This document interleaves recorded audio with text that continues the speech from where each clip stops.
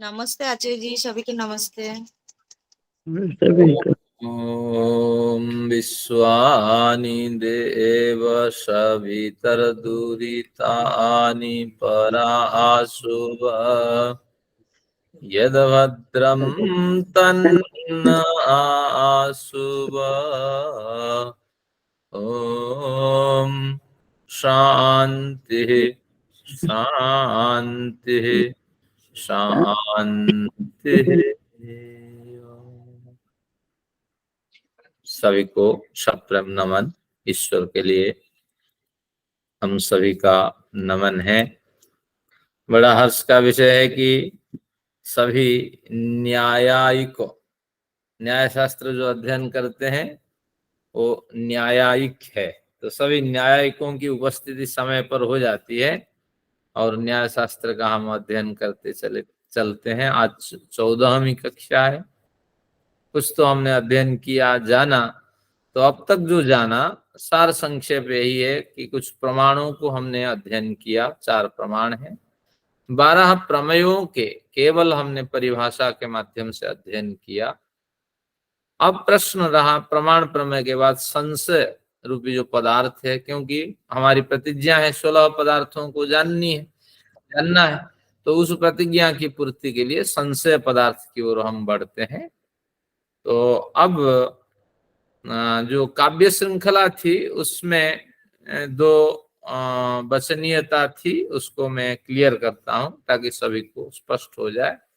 एक वचनीयता तो ये थी कि भ्रांति और संशय इन दोनों में भेद है, एक कर दिया गया काव्य श्रृंखला में। तो भ्रांति का मतलब ही मिथ्या ज्ञान है, लेकिन संशय का मतलब एक ज्ञान का स्तर है। संशय में कोई निर्णय अभी नहीं हुआ है, और जहां भ्रांति शब्द हो जाए वो मिथ्या ज्ञान ही है। तो इसलिए भ्रांति और संशय दोनों में भेद है। अब एक दूसरी विषमता इसमें ये थी कि जो हमने संशय का लक्षण किया है उसको संभवतः मेरे स्पष्टीकरण में त्रुटि हुई। संशय 5 जो भेद है वो उसके स्वगत भेद है, बल्कि संशय एक है, लेकिन स्वगत भेद और बहिर्गत भेद 2 प्रकार के होते हैं शास्त्रों में।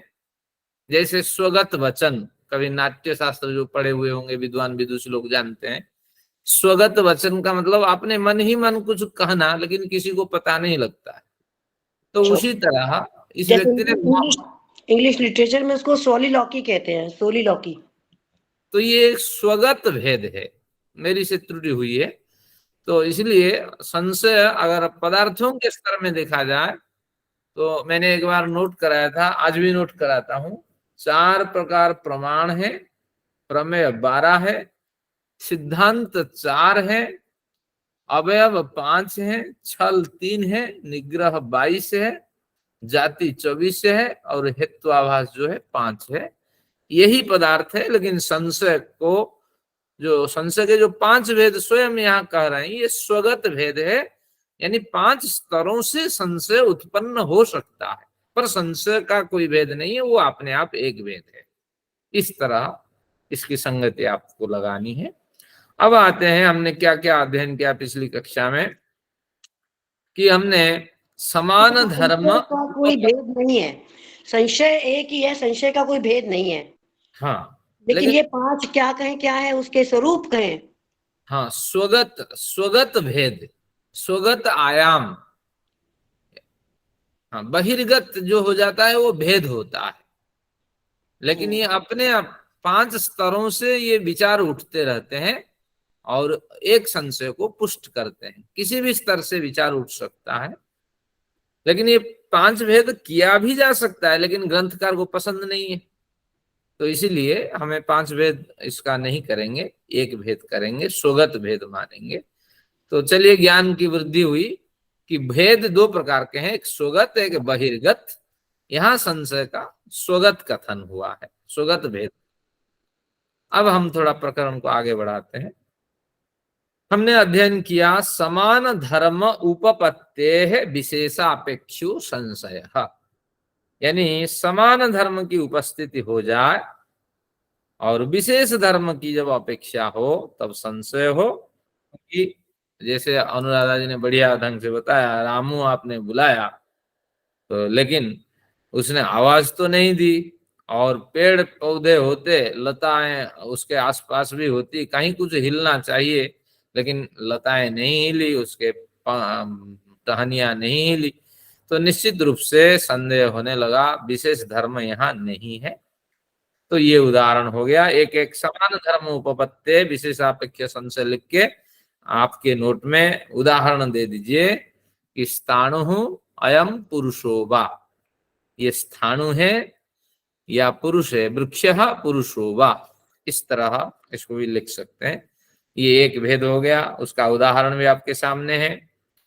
दूसरा है अनेक धर्म उपपत्ति, यहाँ अनेक शब्द विशेष अर्थ में रूढ़ है, तो अनेक धर्म उपपत्ति विशेषापेक्षो संशय, विशेष धर्म की उपपत्ति हो जाती है। अब फिर भी एक किसी विशेष धर्म की अपेक्षा, उससे भी एक विशेष धर्म की अपेक्षा इस के लिए बनी रहती है। तो उसका उदाहरण हमने क्या दिया था कि जो गंधवती पृथ्वी, ये दूसरा स्वगत भेद के ये उदाहरण उदाहरण था कि गंधवती पृथ्वी, अगर गंधवती पृथ्वी इतना कह देते हैं तो उससे अवादिभ्य यानी जल आदि से, जल आदि चार भूतों से पृथ्वी विशिष्ट हो जाती है। अगर विशिष्ट हो जाती है पृथ्वी, तो फिर पृथ्वी को हम 9 द्रव्यों में क्यों गिनते हैं?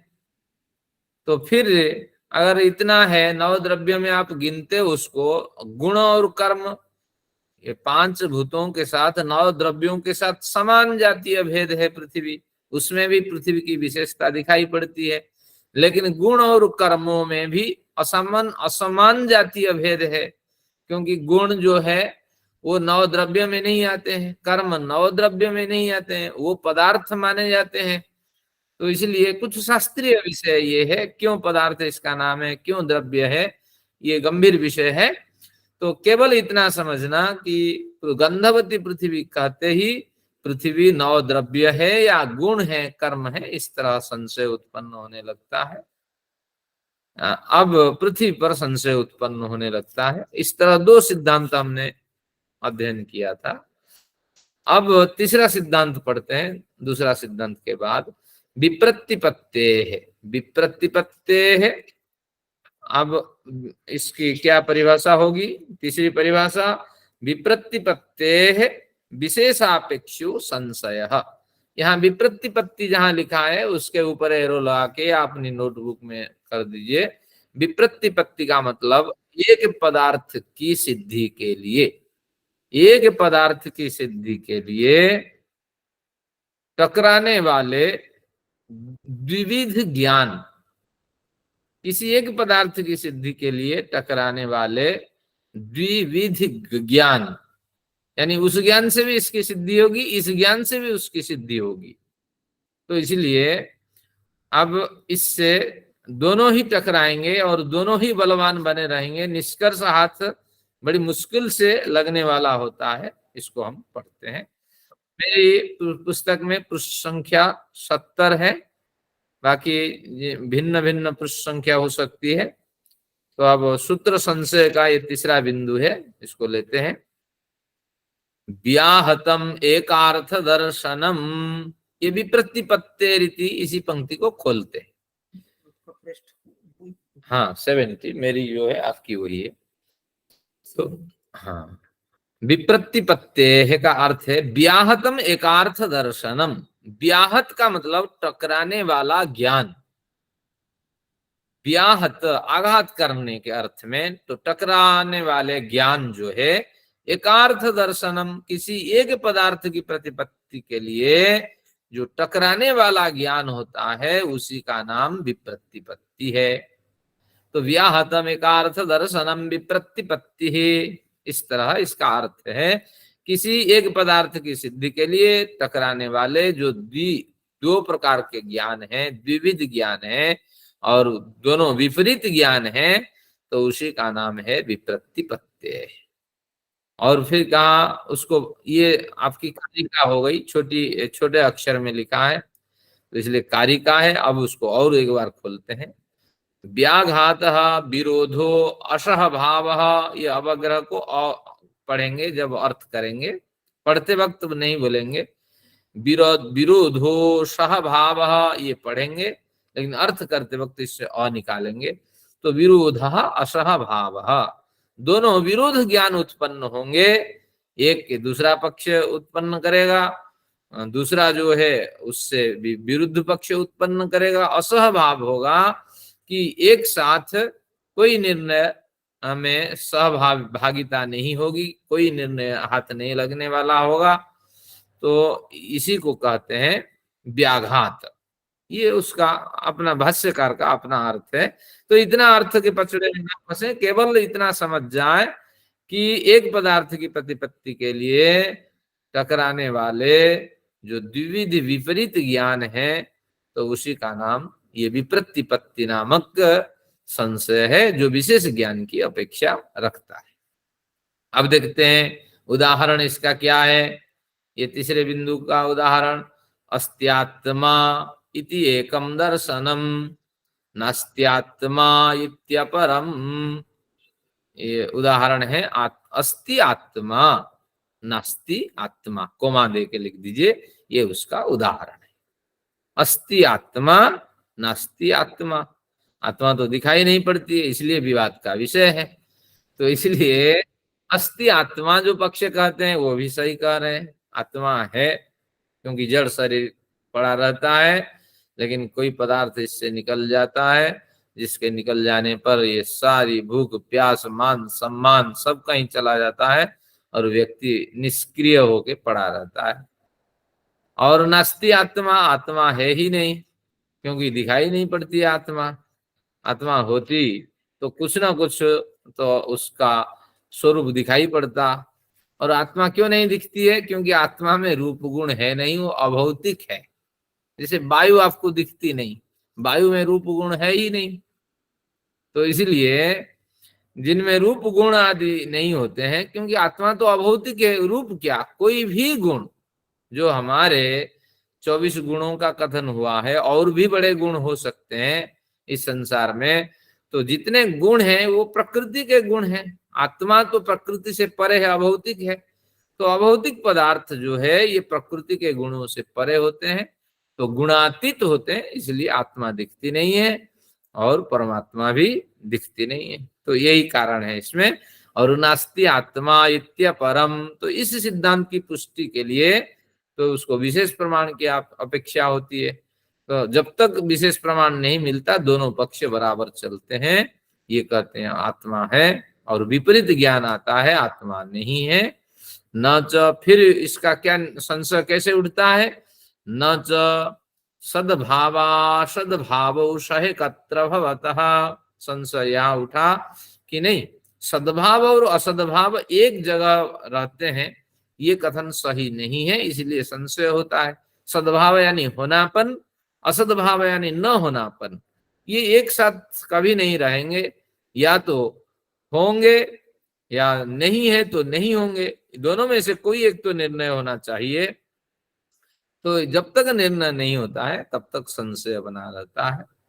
न चान्यतर साधको हेतुरुपलभ्यते, अगर कष्ट कल्पना करेंगे नहीं नहीं इन दोनों से भिन्न कोई पदार्थ विद्यमान है जो इन दोनों में से भिन्न है, और हम इन दोनों से लड़ते हैं लेकिन उस पदार्थ तक नहीं पहुंच पाते हैं, तो इस तरह की कल्पना करना भी निरर्थक है। न जो अन्यतर साधक, इन दोनों से भिन्न तृतीय कोई साधक प्रमाण विद्यमान है व साधक विद्यमान है, उसकी तलाश करना चाहिए। ऐसे हेतु लगाना निरर्थक सिद्ध होता है। फिर कहते हैं तत्र सत्वानवधारणम संशयः, तत्र सत्व अनवधारणम संशयः, तो ऐसी स्थिति में सत्व यानी उसकी विद्यमानता का अनवधारण करना, यानी वो पदार्थ है या नहीं है, तो इस तरह निर्णय न हो पाना ये संशय कहलाता है। तो ये केवल भाष्यकार की वृत्तियां हैं। अभी तक जो जिनके पास पुस्तक नहीं है उनको घबराने की बात नहीं है। क्योंकि संशय में हमारे सूत्रकार ने केवल कहा कि 5 आयामों से विचार उठ उठ करके हमें संशय उत्पन्न कराते हैं, इतना केवल सूत्र का अर्थ है।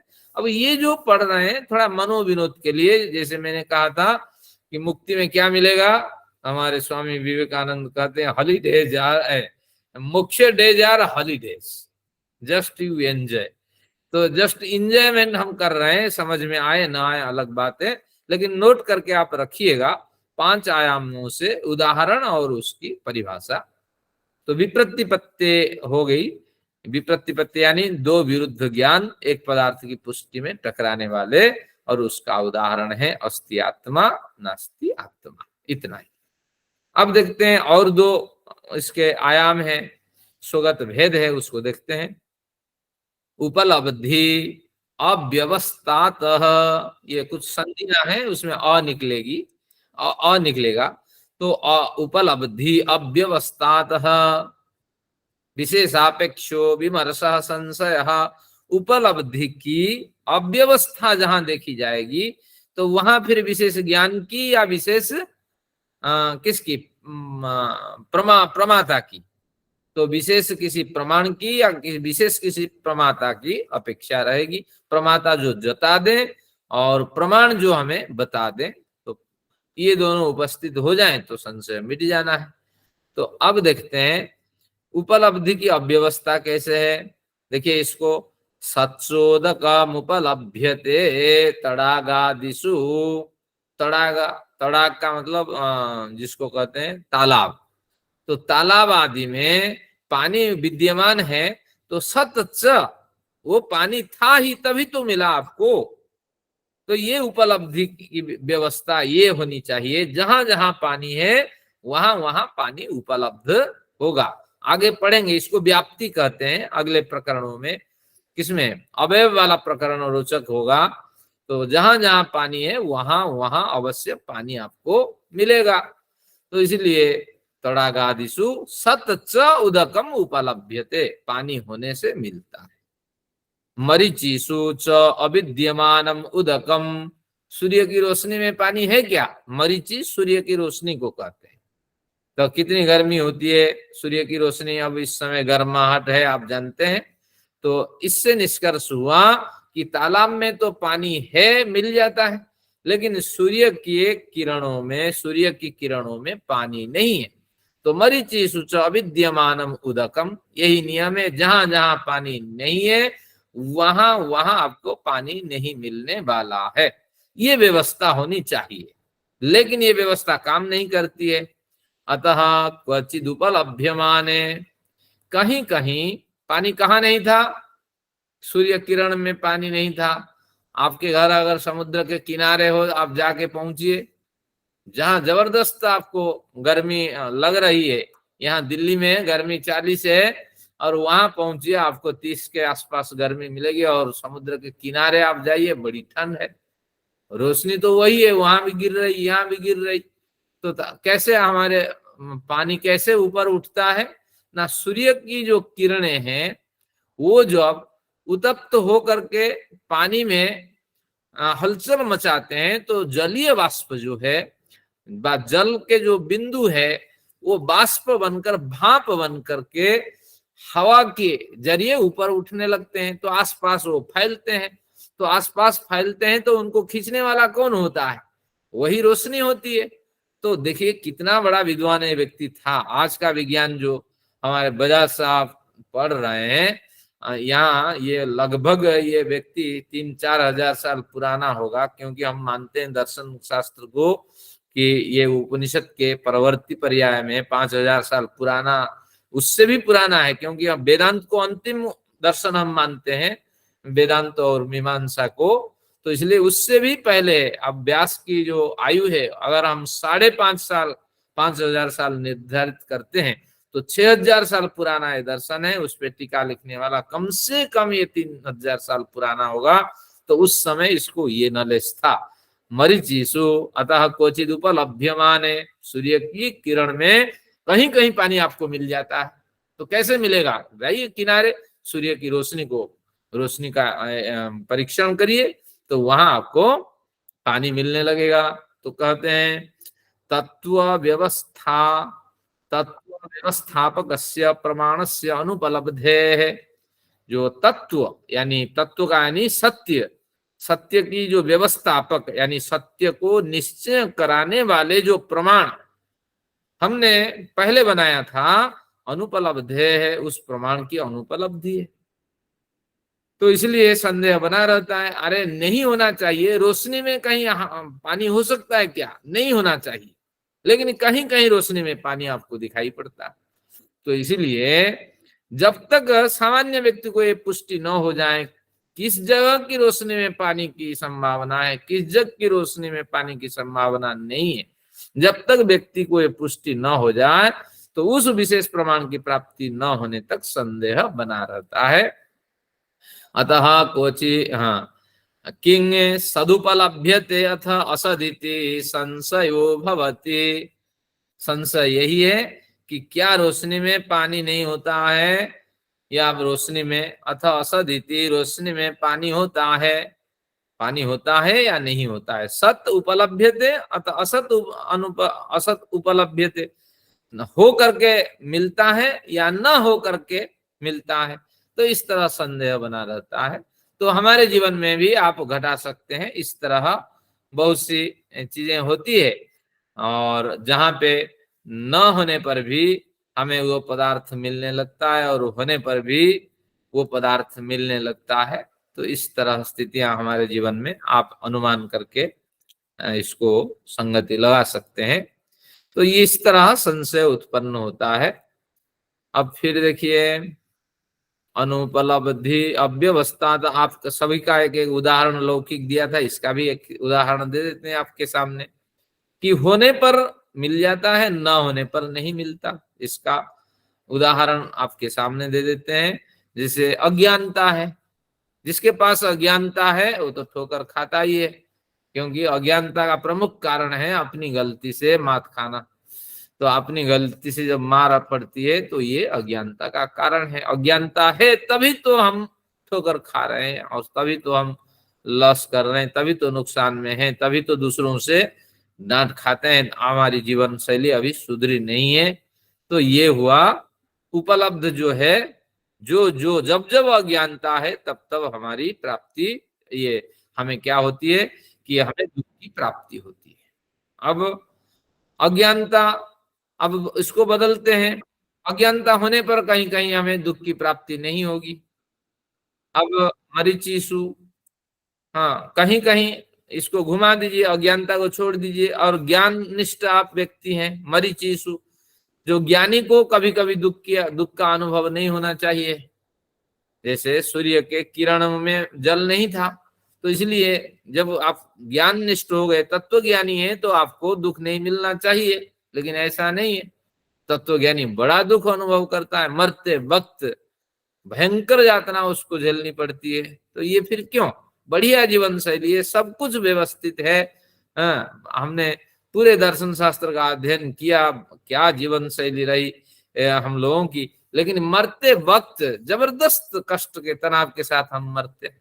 तो अब पता नहीं तत्व ज्ञान से भयंकर यातना मिलती है या मिथ्या ज्ञान से भयंकर यातना मिलती है। तो ये व्यवस्था की, ये जो उपलब्धि की अव्यवस्था है, जो दुख रूपी उपलब्धि हो रही है उसकी अव्यवस्था दिखाई पड़ती है। तो इसके पीछे क्या कारण है? जब तक विशेष कारण न हो तब तक इसका स्पष्टीकरण नहीं होगा। तो क्या विशेष कारण, ये आपको जान लेना चाहिए। जो हमने प्रारब्ध लेके आए हैं, तत्व ज्ञानी हैं, तो अगला जन्म तो हमें नहीं मिलना है, तो वही प्रारब्ध सब भोग के यहाँ जा रहे हैं। क्योंकि जो निकला है, जो नहीं निकला कर्माशय में, वो तो पड़ा हुआ है, उसमें ताला लग गया, आदि सिद्धांत उसमें लागू हो गए, वो कर्म नहीं देगा। लेकिन जितना कर्म निकला है उसको तो पूरा भोग के जाना है। भले ही आप तत्व ज्ञानी बन गए, कुछ हो गया, तो इससे पता लगता है कि यही जो निकला हुआ कर्म सारा भोग के जाएंगे, अगला जन्म हमारा नहीं होना है, या अगला बेहतरीन जन्म की ओर जाना है। तो ये जो कर्म थोड़ा बहुत बचा है, तो ज्यादातर देखिए जितने साधु संत महात्मा होते हैं, कईयों के तो बढ़िया मौत हो जाती है, लेकिन जिनकी बढ़िया मौत नहीं होती है उसके पीछे यही तर्क है।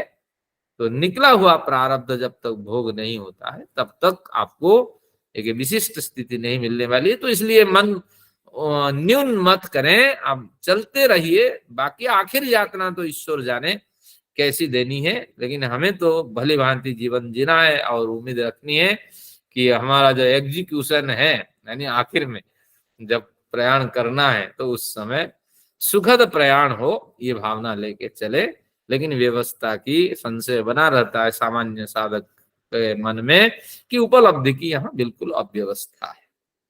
आइए एक बढ़िया उदाहरण देते हैं। 5वां नंबर जो है, अनुपलब्धि अव्यवस्थातः विशेषापेक्षो विमर्शः संशयः। अनुपलब्धि की अव्यवस्था होने से विशेषापेक्षो विमर्शः संशय, फिर विशेष की अपेक्षा होती है।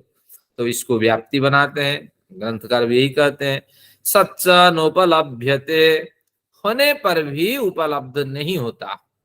पहले क्या था, सच्च उपलभ्यते, होने पर, पानी होने पर तालाब में मिल जाता था, उसी को घुमा दिया। ना होने पर भी, पानी होने पर तड़ागों में उपलब्ध होता है, लेकिन होने पर भी उपलब्ध नहीं होता है। दोनों में यही भेद है।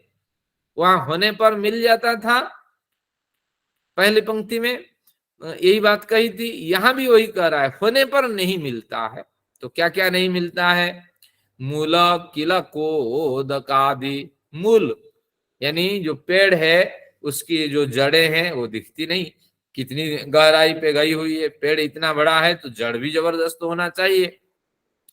ये मूल तो है लेकिन दिखता ही नहीं है, सच वो तो है, 100% उसकी जड़ होगी, लेकिन वो मिलती नहीं। कील गड़े हुए होते हैं जमीन में, हमारे पैर में धस जाते हैं, अगर धसते हैं तो वो दिखते ही नहीं है तो ठीक है, हम चप्पल पहन के चलते हैं, लेकिन कई बार ऐसे होती है हम चप्पल उतार भी देते हैं और कील गड़ जाते हैं हमारे पैर में।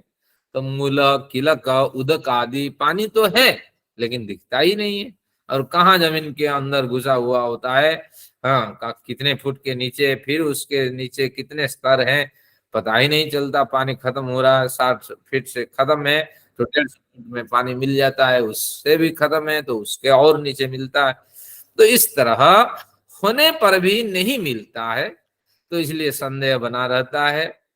और क्या है, असत्य अनुत्पन्नम, जो नहीं होता है, तो जिसकी जो उत्पन्न अभी हुआ ही नहीं है, या जो उत्पन्न होकर के नष्ट हो गया है, ततः कचिदनुपलभ्यमाने संशय, वो भी कभी कभी मिल जाता है। हाँ, जैसे जो अभी उत्पन्न नहीं हुआ है वो भी मिल जाता है, और जो उत्पन्न हुआ है वो टूट करके बिखर जाता है, और क्वचिद अनुपलभ्यमाने, जो उत्पन्न नहीं हुआ वो कहीं कहीं नहीं मिलता है, तो इसलिए संशय बना रहता है। इस पंक्ति को केवल आपके विनोद के लिए खोलता हूं, ये शास्त्रीय विषय आपको थोड़ा समझा देता हूं, लेकिन ये न समझ में आए कोई हानि नहीं है।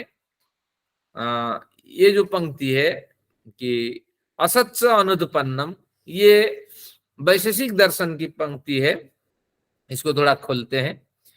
जैसे द्रव्य गुण कर्म सामान्य विशेष समवाय, ये आपके 6 पदार्थ हैं। द्रव्य गुण कर्म सामान्य विशेष समवाय, वैशेषिक दर्शन के ये मान्यता है, 6 पदार्थों की परिज्ञान से आपको मुक्ति की प्राप्ति होगी। लेकिन वैशेषिक दर्शन में कहीं कहीं उन्होंने 1-2 सूत्रों में अभाव की भी चर्चा कर दी है। अब अभाव को उन्होंने पदार्थ नहीं माना, परवर्ती ग्रंथकार ने अभाव को भी एक पदार्थ मान के 7वें पदार्थ बनाया, लेकिन उसी अभाव की चर्चा हम करते हैं। तो अभाव क्या है, अभाव जो है वो 4 प्रकार का अभाव होता है। एक तो अभाव है प्राक अभाव, मैंने कहा था हमेशा नोटबुक के साथ आना, क्योंकि श्रम करना है तो जबरदस्त जीवन में दोबारा इसको पढ़ने का अवसर मिलेगा या ना मिलेगा, और दोबारा भी पढ़ें तो केवल सुनेंगे, उतनी एकाग्रता से नहीं पढ़ पाएंगे। तो इसलिए पहले प्राक अभाव, ये एक अभाव है, इसको खोलेंगे। दूसरा है प्रध्वंसा भाव, प्रध्वंस अभाव, आ की मात्रा दे देंगे, प्रध्वंसा भाव, प्राक अभाव, प्रध्वंसा भाव। एक अभाव है अन्योन्या भाव, अन्योन्या न में आधा न य ओ की मात्रा, फिर आधा न य अन्योन्या आ की मात्रा भाव, अन्योन्य अभाव, प्रागभाव, प्रध्वंसा भाव, अन्योन्या भाव और अत्यंता भाव, अत्यंता भाव, अत्यंत भाव, अत्यंता भाव। ये अभाव चार प्रकार के होते हैं। वैशेषिक दर्शन में एक दो सूत्र आए हैं अभाव के प्रकरण में, लेकिन कभी भी इनको उन्होंने पदार्थ नहीं माना है, तो ये आपको ध्यान रखना है। वो तो 6 पदार्थ मानते हैं, लेकिन ग्रंथकार ने इसको उछाला है। कैसे उछाला, इसको पढ़ लेने से ये समझ में आ जाएगा। जैसे घड़ा है, अभी घड़ा घटो नास्ति भूतले, यानी घड़ा अभी दिखाई नहीं पड़ रहा है। जब दिखाई नहीं पड़ रहा है तो घट का अभी प्राक अभाव है। घड़ा इसी मिट्टी के अंदर विद्यमान है, उसके उपादान कारण सारा विद्यमान है, लेकिन फिलहाल घड़ा जो है वो प्राक अभाव की स्थिति में है। हमारा अगला जन्म अभी दिखाई नहीं पड़ रहा है, हमारा अगला जन्म प्राक अभाव की स्थिति में है। बीज तो विद्यमान है, लेकिन बीज हम बोएंगे, अंकुर आदि होंगे और एक पेड़ का रूप लेगा। ये प्राक अभाव की स्थितियां हैं जो अभी हुआ नहीं है, लेकिन हो सकता है ये हो जाए। तो इसलिए ऐसी स्थिति का नाम प्राक अभाव है। ठीक है, अब देखते हैं प्रध्वंसा भाव क्या है। प्रध्वंसा भाव का मतलब है कि घड़ा है, हमने डंडे से उसकी ठोकाई कर दी, जब पिटाई हुई तो घड़ा टूट गया, ठिकरे में बदल गया। तो उस समय घड़ा तो है ठिकरे के रूप में, लेकिन प्रध्वंस हो गया। घड़ा का जो शेप था वो नष्ट हो गया, वो शेप दोबारा नहीं आने वाला है।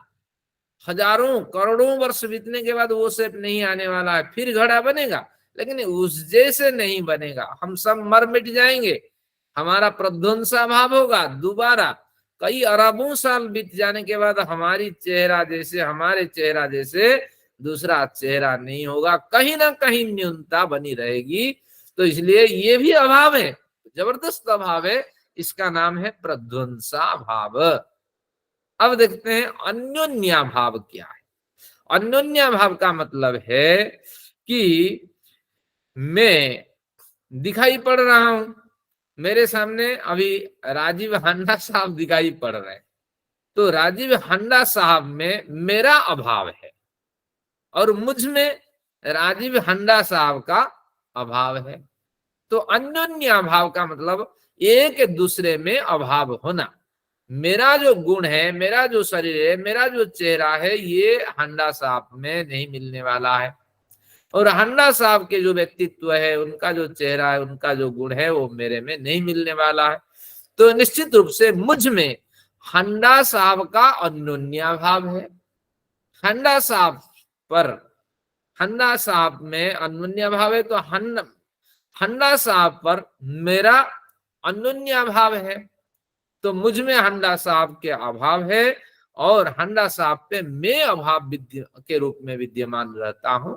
तो इसको कहते हैं अन्योन्या भाव। एक अभाव होता है अत्यंता भाव, जो पूरी तरह नहीं है, तो उसको आपको मानना पड़ेगा अत्यंता भाव। मनुष्य का 10 सिंह है अगर कोई कहे, तो हजारों वर्ष में ऐसा आदमी नहीं पैदा हुआ कि जिसके 10 सिंह है। तो इसलिए मनुष्यों में होना, खरगोश में सिंह होना, आकाश में फूल खिलना, बंध्या का, बांझ का बेटा होना, ये कौन आ रहा है? ऐसा सशृंगो जाति ख पुष्प धृत शेखर, यानी बंध्या का बेटा आकाश में खिलने वाले फूल को अपने जुड़ा में बांधकर और मार्ग में चल रहा है। अगर ये वाक्य कोई कहे तो सभी और ससशृंग जिन क्या कहेंगे खरगोशों में सिंह है, उनको पकड़ करके वो जा रहा है। कोई अगर ये वाक्य कहे, बंध्या का बांझ का बेटा आकाश से फूल तोड़कर और मार्ग में जा रहा है, साथ में एक खरगोश भी पकड़ रखा है जिसके बड़े बड़े सिंग हैं, तो ये कथा जैसे निरर्थक है, केवल वाक्य की पूर्ति है। तो जो नहीं है वो कभी भी नहीं होने वाला है, अत्यंत अभाव है उसकी, भूत नहीं है, उसका अत्यंत अभाव है। क्योंकि एक नया शरीर चाहिए उसको प्रकट होने के लिए, तो कहां से शरीर आएगा? यातना शरीर मिलेगी, फिर यम आएगा, उसको पीटेगा, ठोकेगा, फिर कैसे, कितने शरीर की आप कल्पना करेंगे? या शास्त्र को छोड़ दें, वेद को छोड़ दें, अपनी कल्पना पे चले, या कल्पना को छोड़ दे, शास्त्र के अनुसार चले। तो निश्चित रूप से जो नहीं है उसका अत्यंत अभाव माना जाता है। अब ये चार अभाव पढ़ लेने के बाद अब लगाते हैं अर्थ। ये 5वें नंबर में अनुपलब्धि अव्यवस्थातः, जो नहीं है, अनुपलब्ध है, वो नहीं होना चाहिए, लेकिन वो व्यवस्था काम नहीं करती है, उसकी अव्यवस्था देखी जाती है। जो होते हैं वो नहीं मिलते हैं, मूल तो होते हैं, किलक भी होते हैं और उदक पानी भी होता है, लेकिन ये नहीं मिलते हैं हमें, और जिसके कारण हम परेशानी को प्राप्त करते हैं। तो इसका ये एक पक्ष हुआ। दूसरा पक्ष हुआ असत्य, जो नहीं है, अनुत्पन्न है, अभी उत्पन्न नहीं हुए हैं, घड़े अभी उत्पन्न नहीं हुए, तो मतलब अभी प्रागभाव की स्थिति में जो है वो 4 दिन 5 दिन में पैदा हो जाते हैं। वही मिट्टी है, उसी मिट्टी को लेके कुम्हार घड़ा बना देता है। तो घड़े में 5 दिन पहले प्रागभाव था, लेकिन अब घड़े में सद्भाव है। तो वही है, वो फिर कैसे हो जाता है कि जो नहीं होता है वो नहीं दिखता है। अब जो होता है वो नहीं दिखता है, लेकिन असत्य जो नहीं है वो दिखने लगता है थोड़े दिन में। तो इसलिए ये बड़ा खतरनाक है। फिर निरुद्धम, अब जो विद्यमान है ये थोड़ी देर में टूट जाता है। घड़े को किसने तोड़ दिया? अब था, अभी था, देख रहा था, और अभी थोड़े केयरलेसनेस के कारण घड़ा गिर गया नीचे और टूट गया। अब हजारों अरबों साल के बाद ये घड़ा ऐसे नहीं मिलने वाला है। तो निरुद्धम वा, निरुद्धम यानी टूट जाना, घटे का फूट जाना। ततः क्वचिदनुपलभ्यमाने, लेकिन ऐसी स्थिति में, न होने की स्थिति में भी क्वचित उपलभ्यमाने, क्वचित अनुपलब्धि भी होती है, क्वचित अनुपलभ्यमाने, कहीं कहीं मिलती भी है, कहीं कहीं नहीं मिलती है। तो इसलिए संशय बना रहता है। तो इसलिए, या इसको यूं कहे कि अभी घड़ा दिखाई नहीं पड़ रहा था, तो हमने इस निष्कर्ष पे पहुंचा ये है ही नहीं, लेकिन जैसे लाइट हमने जलाई, अब घड़े का दिखाई पड़ना शुरू हुआ, या मैं कुछ करने जा रहा था, वो उपलब्ध था, लेकिन लाइट कट गई, अनुपलब्ध हो गया। तो इसलिए व्यवस्थित न होने के कारण अनुपलब्धि है ही नहीं, तो कहीं नहीं होना चाहिए, लेकिन इस व्यवस्था में त्रुटि होने के कारण तो संशय बना रहता है। फिर जब हम निष्कर्ष निकालते हैं कि ये अभाव एक तरह का है, जो अभाव है आज कल सद्भाव हो सकता है, और अत्यंत अभाव तो कभी नहीं होता है। तो इसलिए जो आप अभाव कह रहे हैं वो अत्यंत अभाव नहीं है, बल्कि इन 4 अभावों से कोई एक अभाव आपको मानना पड़ेगा। प्रध्वंसाभाव भी जो है वो भी अरबों साल के बाद वो मिलने वाला होता है। अत्यंत अभाव, प्रध्वंसाभाव, ये महत्वपूर्ण 2 अभाव बिंदु है। तो इस तरह इसको समझना चाहिए। फिर किंग सन न उपलभ्यते, वो तो किंग सत न उपलभ्यते, तो क्या होने पर नहीं दिखाई पड़ता है? उत असदिति संशय, या होता ही नहीं है इसलिए नहीं दिखता है। तो इस तरह संशय उत्पन्न होने लगता है। तो बस कोई विशेष अर्थ नहीं है, केवल आनंद लीजिए। शास्त्र का एक व्यायाम है। आपने अभाव अभी पढ़ा है, जो आज अभाव है कल सद्भाव होगा। आज आपको क्या है, ज्ञान का, न्याय शास्त्र का आपको अभी प्रागभाव है, लेकिन न्याय शास्त्र का ज्ञान जो है वो आपको सद्भाव के रूप में मिल जाएगा। अब मुझे न्याय शास्त्र का ज्ञान आज जो है सद्भाव है, लेकिन अगर इस तरह नहीं पढ़ाऊंगा, स्वाध्याय नहीं करूंगा, तो मेरे लिए क्या होगा, प्रध्वंसा भाव हो जाएगा, विस्मरण हो जाएगा। तभी तो मैं पढ़ाता हूं कि मुझे भी थोड़ा शास्त्र का स्मरण हो। तो इस तरह अब आते हैं कुछ निष्कर्ष देते हैं। पूर्व समानो अनेकश्च धर्मो ज्ञेयस्थः। अब ज्ञेय, ज्ञेय के ऊपर लिख लीजिए प्रमेय।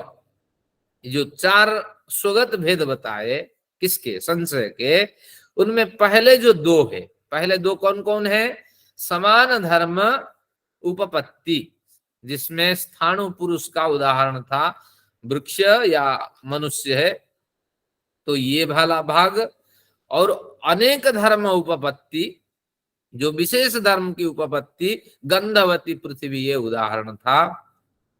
ये दोनों जो है ज्ञेयस्थ, ये प्रमेय के स्तर के हैं। संशय प्रमेय में विद्यमान रहते हैं। प्रमेय का मतलब जानने की इच्छा, जिस पदार्थ को हमें जानने की इच्छा होती है, जिस पदार्थ को भलीभांति जानना हम चाहते हैं, सिद्ध करना चाहते हैं, तो उससे इन दोनों स्वगत भेदों का संबंध है। तो यही कहना चाहते हैं। तो प्रमेय के साथ दोनों स्वगत भेदों का संबंध है, पहले दोनों का। और उपलब्धि अनुपलब्ध्यो पुनर्ज्ञान तृत्व आचार्य जी, बाकी 2 हैं वो प्रमाता के होंगे फिर? हाँ बिल्कुल, बहुत बढ़िया।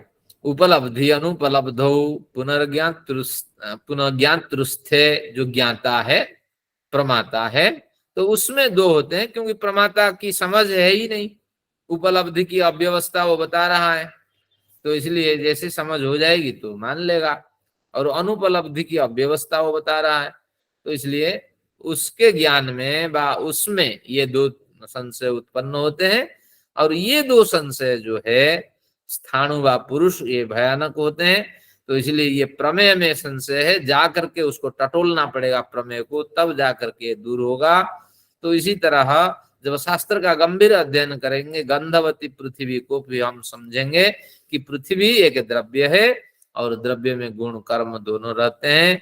तो इसलिए ये जो गुण है, गंध रूपी गुण है, वो कहाँ जा सकता है, गुण तो गुण में नहीं रहेंगे, और कर्म में भी गुण नहीं रहेंगे, वैशेषिक के सिद्धांत है। तो इसलिए ये द्रव्य में रहेंगे, तो इसलिए पृथ्वी द्रव्य है, ये बाद में समझ में आएगा। तो इस तरह ये कुछ शास्त्रीय विषय था, इसको दिमाग से आप हटा दीजिए, जितना समझ में आया आया। अब केवल आपको इतना समझना इस प्रकरण से कि संशय जो है उसके 5 स्वगत भेद होते हैं, और इन 5 स्तरों से संशय उत्पन्न होकर के हमारे पास आता है। और फिर जब हम किसी निर्णय को नहीं लेते हैं, विशिष्ट व्यक्ति की सहायता लेते हैं, तब वो संशय ज्ञान में परिवर्तित हो जाता है। बस संशय तो एक ज्ञान का पूर्व स्थिति है, ज्ञान का एक स्तर है, तो इसलिए संशय भी एक ज्ञान माना गया है। इस तरह हमने संशय को भली भांति अध्ययन किया।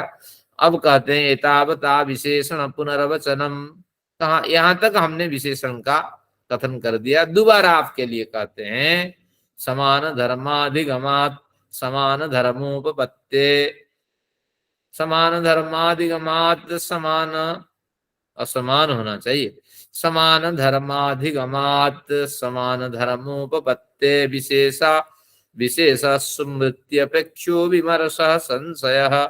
समान धर्म की अधिगम प्राप्ति हो जाने से, तो समान धर्म की उपपत्ति होने से विशेष स्मृति की जो अपेक्षा बनी रहती है वो संशय। केवल पंक्तियां लिख करके उस दिन वो खुश रहे होंगे, कौन खुश रहे होंगे, हमारे ये जो वात्सायन, तो उन्होंने इतना बड़ा ये विषय लिख करके अब हमें अध्ययन के लिए मजबूर कराया। चलिए धन्यवाद। जिस दिन वो खुश नहीं रहे होंगे तो थोड़ा सा लिख करके छोड़ दिए। तो ये जो प्रयोजन है देखिए कितना छोटा है, उनको बड़े काम में जाना था तो इसलिए उन्होंने छोड़ दिया, बल्कि प्रयोजन प्रमुख है, इसको और लंबा खींचना था। अब बजाज साहब होते तो लंबा खींचते। अब देखते हैं 24 नंबर सूत्र पे आ चुके हैं। यमर्थम अधिकृत्य प्रवर्तते तद प्रयोजनम। तो वक्ता की मनस्थिति के हिसाब से शास्त्र की लंबी और चौड़ी व्याख्याएं मिलती है। कोई भी ग्रंथ उठाइए, शुरू में कितना बड़ा लिखता है वो, और बाद में कितना छोटा कर देता है। शुरू में इसलिए लिखता है कि उसको जबरदस्त दबाव मिलता है, जिससे वो प्रेरित हुआ है, लिख लिख करके सायण का देखिए भाष्य जबरदस्त, कई पृष्ठों में, 100-150 पृष्ठों में पहले भाष्य है, इसके बाद फिर उन्होंने उसको सट किया है। तो वही है। अब देखते हैं प्रयोजन नामक पदार्थ है। तो प्रयोजन का नंबर कितना है? प्रमाण, प्रमेय, संशय, प्रयोजन, चौथा नंबर ये हमारे जो है पदार्थ है। 16 पदार्थों में चौथा नंबर पदार्थ। यम अधिकृत्य प्रवर्तते तद प्रयोजनम यम अधिकृत्य प्रवर्तते। अब यम यानी जिस लक्ष्य, जिस वस्तु को लक्ष्य बनाकर प्रवर्तते, व्यक्ति पुरुषार्थ करता है, प्रयत्न करता है, तो वही उसका प्रयोजन होता है। ये पंक्ति भी आप नोट करते रहिए। जिस वस्तु को लक्ष्य बनाकर व्यक्ति पुरुषार्थ करता है वही हमारा प्रयोजन होता है। तो जम अर्थम, अर्थ यहाँ अभिप्राय, उद्देश्य, लक्ष्य, ये भी आप कर सकते हैं। तो इसलिए वो प्रयोजन है। तो बस इतना कह दिया। अब आपको श्रम करना है। हमारा क्या प्रयोजन है? कुछ पढ़ना है, कुछ लिखना है, और क्या करना है? ना पढ़ना लिखना है, नौकरी करना है, व्यापार करना है, वजह साहब, और क्या करना? शादी करना, शादी करनी, घर बनाना, बच्चे पैदा करना, और इसके बाद जो पैसा बचे यूरोप के टूर कर लेना, पूरे वर्ल्ड के टूर कर लेना, यही हमारा लक्ष्य है। तो ये आम आदमी का ये लक्ष्य है। तो यम अर्थम अधिकृत्य, जिस अर्थ को अधिकार करके, जिस अर्थ को लक्ष्य बन, जिस मुख्य उद्देश्य को लक्ष्य बना करके व्यक्ति पुरुषार्थ करता है, वही प्रयोजन है। तो इतने बड़े प्रयोजन सिद्धि के लिए लिखना, पढ़ना, नौकरी करना, व्यापार करना, शादी करनी, घर बनाना और बच्चा पैदा करना और पूरे वर्ल्ड टूर करना और मर जाना या न मरना तो अलग बात है। मरना कोई किसी का प्रयोजन नहीं है, बल्कि वर्ल्ड टूर करना, मुक्ति में क्यों सैर करना है, यहाँ क्यों न किया जाए। तो इसलिए ये अगर लक्ष्य है तो उसके लिए हमें क्या करना पड़ेगा कि अभी जो वस्तु हमें मिली नहीं है, हमें लिखाई पढ़ाई आई नहीं है, तो अब इस समय वो हमारा प्रयोजन है। लिखाई पढ़ाई आने लगी तो अब पूर्व प्रयोजन कारण बना, अगला प्रयोजन एक दिखाई पड़ा। क्या प्रयोजन है? हमें भली भांति पढ़ना है, कक्षा में प्रथम आना है। अब आगे क्या है कि बस जब बढ़िया हो गया, ये कोर्सेस कंप्लीट हो गए, तो अब हमारे सामने लक्ष्य है एक नौकरी करना या कहीं आजीविका की व्यवस्था करना, नहीं तो व्यापार करना। वो जब पूरा हो गए तो व्यापार से संबंधित अब घर गृहस्थ बसाना, फिर उससे संबंधित सारे कार्य करना, एक एक लक्ष्य करते हुए चलते हुए चले जाते हैं। तो ये हमारे प्रयोजन होते हैं। छोटे छोटे प्रयोजन आगे ये रेल बन करके फिर अगले प्रयोजन को जन्म देते हैं, अगले प्रयोजन को जन्म देते हैं। अभी हमारे 24 नंबर सूत्र हो गए, यहाँ तक हमारा अभी प्रयोजन दिखाई पड़ता था। अब अगले दिन कौन सा है? 25-26 सूत्र हमारा प्रयोजन होने लगेगा। तो यही प्रयोजन है। लेकिन वास्तविक रूप से हमारा 2 प्रयोजन है, यह आपको नोट करना है।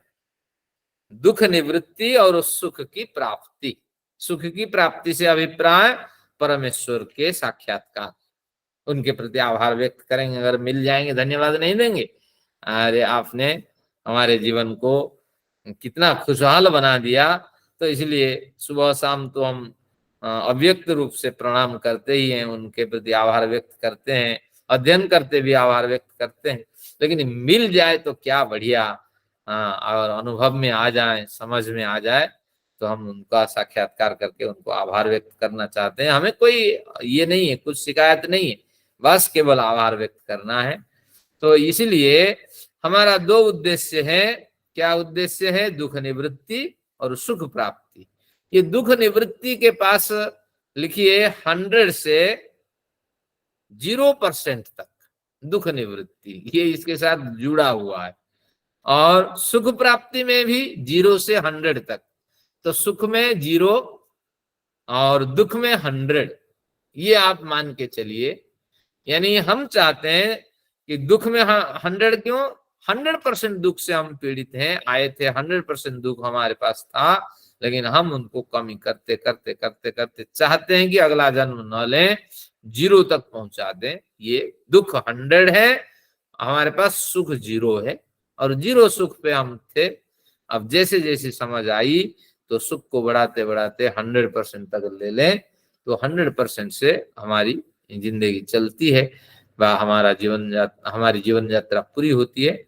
तो ये दोनों बिंदु रखना है, सुख क्या है ना 0 है, दुख क्या है 100 है, ये हमारा प्रयोजन है। वहां से फिर हम 0 या 100 तक की यात्रा करते हैं। अब थोड़ा भाष्यकार को पढ़ते हैं। भाष्यकार आज नाराज थे। तो क्या लिखते हैं भाष्यकार, यमरथम आप्तव्यम, या आतव्यम लिखा है, तो इसको आप्तव्यम कर दीजिएगा। हाँ, तो इसको 24 को, हाँ, यमरथम आतव्यम, आतव्यम को आप्तव्यम, प आधा कर दीजिए। यमरथम आप्तव्यम हातव्यम वा, जिस अर्थ को हमें पाना चाहिए, आप्तव्यम यानी पाना चाहिए, हातव्यम छोड़ना चाहिए। व्यवसाय, व्यवसाय यानी निश्चित करके, इसलिए व्यवसायी मैंने कहा था ना एक बार, व्यवसायी निश्चित बुद्धि वाला होता है। तो इसलिए जो ये व्यवसायी अगर कह दें तो निश्चित रूप से आप सजग हो जाइए कि ये निश्चित बुद्धि वाला है, यानी एक निश्चित कमोडिटी में ये व्यापार करता है, इन्वेस्ट करता है, और उसी से वो अपना मार्ग निर्धारित करता है। तो धन्यवाद के वो पात्र है। और हम सब अव्यवसायी है, अनिश्चित बुद्धि वाले, थोड़ा इधर कर दिए, थोड़ा उधर कर दिए, उधर कर दिए, तो व्यवसायी धन्यवाद के पात्र हैं। तो बढ़िया शब्द है, व्यवसायी शब्द का अर्थ है विगत हो गया है अवसाय, सारे आयाम जिसके, इधर उधर भाग दौड़ सब बंद करके बिल्कुल पहुंच जाता है 10 बजे दुकान पे, और वहां से निकलता भी है 9 बजे या 10 बजे। क्या बढ़िया है उसकी जीवन शैली। तो इसलिए कहते हैं यमर्थम आप्तव्यम हाप्तव्यम वा व्यवसाय, इस तरह निश्चित करके तदाप्ति हानोपाय मनुतिष्ठति, किसको रखना है और किसका हान करना है यानी त्याग करना है। इस तरह जब साधक अनुतिष्ठति अनुष्ठान करता है, प्रयोजनम तत्, उसे हम प्रयोजनम तत् वेदितव्यम, उसे प्रयोजन जानना चाहिए। यानी पहले निश्चय करके किसको ग्रहण करना, किसको छोड़ना है, इस तरह जान करके योग्य पदार्थों को ग्रहण करना, अयोग्य पदार्थों को छोड़ देना ही प्रयोजन के स्तर में आता है। और प्रवृत्ति हेतुत्वात्, हमने पढ़ा था दुख जन्म प्रवृत्ति, प्रवृत्ति का मतलब सकाम कर्म। तो ये सारा जो प्रयोजन है सकाम कर्म का हेतु है, लेकिन यहाँ प्रयोजन विशेष प्रयोजन होगा तो निष्काम कर्म उसका हेतु बनेगा। और 2 ही हमारे लिए परम प्रयोजन है, क्या है कि दुख 100 और सुख 0 को हमें आगे बढ़ाते चलना है। तो इमम अर्थस्याप इमम अर्थमाप्स्यामि हस्यामि वा इति, इस अर्थ को, इस प्रयोजन को मैं आप्स्यामि पाना चाहता हूँ, हस्यामि छोड़ना चाहता हूँ, वा इति व्यवसाय, ऐसा निश्चय, ऐसा जो निश्चय है, अर्थस्य अधिकार है, यही प्रयोजन का अधिकार है, यही प्रयोजन का विषय है। एवं व्यवसीयमानो अर्थोधिक्रियत इति, इस तरह निश्चित किया जाता हुआ, एवं व्यवसीयमान, इस तरह निश्चित किया जाता हुआ, अर्थ, अर्थ यानी प्रयोजन, अधिक्रियते, वह प्रयोजन अधिकरण को प्राप्त करता है, उस प्रयोजन की इस तरह व्याख्या की जाती है। बस ये शब्द का आडंबर है, कहीं कुछ नहीं है, लेकिन हमें बड़ा धन्यवाद है कि उन्होंने इस प्रकरण को जल्दी समाप्त कर दिया, क्योंकि उनको कहीं जाना था, हवन में, यज्ञ में, शास्त्रार्थ में, इस तरह, और हमारा भी समय सदुपयोग हो गया। नहीं तो ये भी लंबा खींचते तो हम उसमें फंस जाते। आगे बड़ी बड़ी पंक्तियां आएगी। अब तो संस्कृत आप समझने वाले हैं, केवल संस्कृत लाइन में 2 ध्यान रखना, सूत्र हमें समझना है, बाकी जो संस्कृत पंक्तियां हैं फलाना है, उसमें जो संस्कृत के विद्वान विदुषी हैं वो तो आनंद ले, लेकिन सामान्य जाने जस्ट इंटरटेनमेंट के लिए उसको सुनते रहिए। तो इस तरह इसका हो गया। अब हमने 2 अध्ययन किया, आज की प्रतिज्ञा भी पूरी कर लेते हैं। 25 नंबर सूत्र पढ़ते हैं। लौकिक परीक्षकाणाम यस्मिन्नर्थे बुद्धि साम्यम सदृष्टान्तः। अब इसमें कहता है लौकिक और परीक्षक 2 स्तर के व्यक्ति बनाए। लौकिकानाम परीक्षकाणाम च, लौकिक परीक्षकाणाम, लौकिक व्यक्तियों के लिए और परीक्षक व्यक्तियों के लिए, जिस अर्थ में, अर्थ यानी प्रयोजन, अभी अर्थ हमने पढ़ा, उद्देश्य, तो बुद्धि साम्यम, समान बुद्धि देखी जाती है, उसी का नाम दृष्टांत है। कुछ समझ में नहीं आया? यानी लौकिक लोग और जो परीक्षक लोग, परीक्षक यानी देखिए उसके तीसरी लाइन में लिखा है तर्केण प्रमाणैरर्थ परीक्षितुमर्हति, जो तर्क और प्रमाणों से किसी भी लक्ष्य को सिद्ध करने में समर्थ होते हैं वो परीक्षक होते हैं, पढ़े लिखे समझदार ज्ञानी विद्वान। और जो लौकिक लोग हैं केवल विनय रखते हैं, सदाचार रखते हैं, जिसके कारण से वो आपके नजदीक आते हैं और अभी कोई ज्ञान उनका है नहीं, बड़ी बुद्धि है नहीं, तो इसलिए सामान्य स्तर के व्यक्ति हैं और ऊपर अभी उठे नहीं है, तो ऐसे व्यक्तियों का नाम है लौकिक। तो लौकिक व्यक्ति और परीक्षक व्यक्तियों के सामने जिस प्रयोजन के लिए, जिसमें नर थे, जिस प्रयोजन की सिद्धि के लिए जो एग्जाम्पल आप प्रस्तुत करते हैं, अगर बुद्धि साम्यम, दोनों की बुद्धि में वो एग्जाम्पल आ जाता है, तो उसी एग्जाम्पल का नाम दृष्टांत है। अगर एक समझता है दूसरा नहीं समझता है तो वो दृष्टांत नहीं है। उदाहरण देते हैं, अब देखते हैं, कहते हैं आत्मा द्रव्य है। आत्मा द्रव्य है या पदार्थ है? बताओ भैया, कोई वैशेषिक पढ़े तभी ना कहेगा द्रव्य किसे कहते हैं, पदार्थ किसे कहते हैं। तो ये बुद्धि में नहीं जा रहा है, आत्मा है। तो इसलिए आप कहेंगे ये उदाहरण कठिन है, उदाहरण बदलो, नहीं तो बस आप अपना पक्ष जो है उसको स्थापित करने में असमर्थ हैं। अगर कथा ये उदाहरण रखा जाए, अग्नि, गर्मी होती है, अग्नि में गर्मी होती है, जल ठंडा होता है, और क्या है कि अगर शीत है तो कंबल ओढ़ो, बारिश है तो छतरी लेके चलो। देखो इसको कौन नहीं जानता है? लौकिक व्यक्ति भी जानता है और परीक्षक व्यक्ति भी जानता है। तो जब कभी उदाहरण देना है तो जो सामने वाला व्यक्ति है वो लौकिक या परीक्षक है, ये बात स्पष्ट करो। और इसके बाद क्या करो कि आप उदाहरण रखो। एक भ्रांति होती है, मैंने किसी पुस्तक का अध्ययन कर रहा था, उसमें देखा, अध्ययन करते वक्त लिखा कि जब मंडन मिश्र को परास्त कर दिए शंकराचार्य, तब पत्नी ने काम शास्त्र पे उसने प्रश्न किया। तो निश्चित रूप से किसी कपोल कल्पित व्यक्ति ने इस तरह विचार रखा है, क्योंकि हमारा दृष्टांत के क्षेत्र में नहीं आता है। जब शंकराचार्य गृहस्थ बने ही नहीं है तो उसको इस तरह दृष्टांत कैसे दे दिया जा सकता है? फिर ग्रंथकार ने आगे लिखा, फिर शंकराचार्य ने क्या किया कि कहा कि मुझे थोड़े दिन मोहलत दीजिए, 1 माह लेकर के वो फिर गए, कोई राजा मरा हुआ था उसके अंदर घुसे, फिर गृहस्थ बनाए, फिर वापस आए, फिर आके शास्त्रार्थ किए।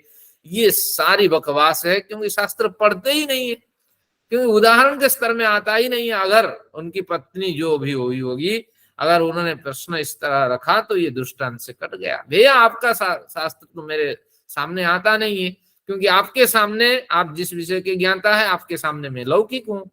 मुझे जिस विषय का ज्ञान है तो आपके सामने मैं परीक्षक हूँ। तो इस तरह इन शास्त्रों को न पढ़ने से ये भ्रांति हुई है। देश में तो क्या क्या भ्रांति है, और अभी आपने देखा कि अत्यंताभाव है। ये सब अत्यंताभाव सिद्धांत को सभी मान के चल रहे हैं, जो हो ही नहीं, संभव है ही नहीं, कभी पढ़े कभी जाने। तो इस तरह जैसे कालिदास क्या था? मूर्ख था। भैया मूर्ख थोड़ी था वो, इतना बड़ा विद्वान है, पढ़ के देखो कालिदास कितना बढ़िया लिखा है। और सारी कविताएं जवानी में लिखी है, बुढ़ापा में कोई लिखेगा? प्रेम, प्रणय, ऋतु संहार, महिला पुरुष का संबंध कोई लिखेगा बुढ़ापा में? बुढ़ापा में तो और कुछ सोचता है, अनुभव और प्रौढ़ हो जाता है।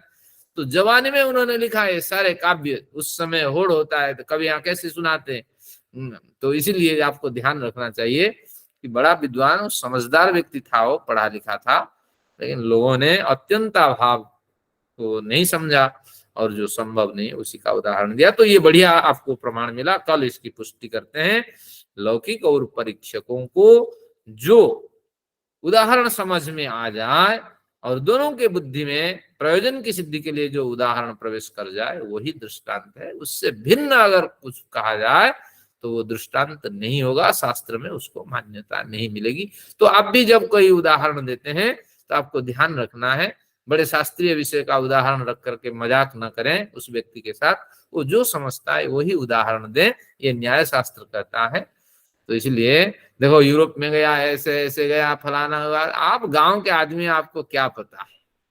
अगर इस तरह कह दें तो निश्चित रूप से आपका यूरोप जाना व्यर्थ ही है। तो मैं कहीं जा रहा था, तो मुझे अतिथि बना, तो आचार्य जी चाय पियेंगे? मैंने कहा नहीं, मैं तो चाय नहीं पीता हूँ। तो फिर अपने मित्रों से कह रहा था, अरे हम भी गांव के आदमी थे, हमें भी पकड़ करके चाय पिलाया गया, तो इसलिए हम स्मार्ट बन गए। तो इससे आचार्य जी ने ये समझा कि भैया अभी मैं गांव के आदमी के स्तर में हूँ, जब चाय पीऊंगा तो स्मार्ट बन जाऊंगा। का जहाँ से शुरू किया वहाँ से आवाज कट गई है, जहाँ से का शुरू किया वहाँ से आवाज ब्रेक हो गई है। तो वो कुछ वो इतना रिवाइंड कर देना। अब सत्र समाप्त करता हूँ। तो उदाहरण इस तरह नहीं देना चाहिए जिससे दूसरे को कष्ट हो, तकलीफ हो और दूसरा समझ न पाए। तो बस प्रकरण ही समाप्त करता हूँ। 2 मिनट तक हमने क्लेश के द्वारा पिटाई खाई। क्षमा चाहती हूँ, मैं पूछती हूँ, आत्मा पदार्थ होगी ना? आत्मा द्रव्य है, उसमें गुण भी है, कर्म है। जी, क्योंकि हमने पढ़ा नहीं है सांख्य दर्शन अभी। हाँ, कोई बात अच्छा, द्रव्य का अर्थ वैसे क्या होता है प्रॉपर? हाँ, जिसमें गुण हो, जिसमें कर्म विद्यमान हो, जिसमें गुण हो, जिसमें गुण हो, जिसमें कर्म विद्यमान हो और जो अपने उपादान कारणों से युक्त हो, उसको हम द्रव्य कहेंगे। एक एग्जांपल भी बता दीजिए तो भी क्लियर हो जाए। मैंने कल उदाहरण दिया था कि अगर पुष्प की सुगंधी हमारे पास आ रही है तो पुष्प, इस सुगंधि में पुष्प के उपादान कारण जो एलिमेंट्री कजेस है, एलिमेंट्री सोर्सेस है, वो भी इस गंध के साथ हमारे पास आ रहे हैं। तो इसलिए ये गंध जो है, जो गंध की जो तरंगे हैं, ये निश्चित रूप से उपादान कारण, पुष्प के उपादान कारण से युक्त है। इसके बाद इस एलिमेंट्री सोर्सेस के ऊपर बैठ करके एक वेब भी, और भी एक तरंग आ रही है और जिसे हम कहेंगे गुण है, खुशबू है या दुर्गंधी है या सुगंधी है। तो एक गुण भी उसके अंदर एक वेब बना करके 2 वेब रेज हमारे पास आ रही हैं। तीसरा है, इस वेब रेज के साथ जो उसका जो फॉर्मेशन है, जो फ्लो है, उस फ्लो के साथ क्रिया भी सवार है। हो सके आपको कम गंध आ रही है क्योंकि क्रिया के कारण वो नष्ट हो गई हो, आपको तेज गंध आ रही है तो क्रिया यहाँ तीव्र है, आगे वो खत्म हो जाएगी। तो 3 रेजेस साथ साथ चलती है। तो इसलिए जिस पदार्थ में ये तीनों होते हैं, तो जिस वस्तु में तीनों होते हैं उसको हम द्रव्य कहते हैं। और पदार्थ क्या है?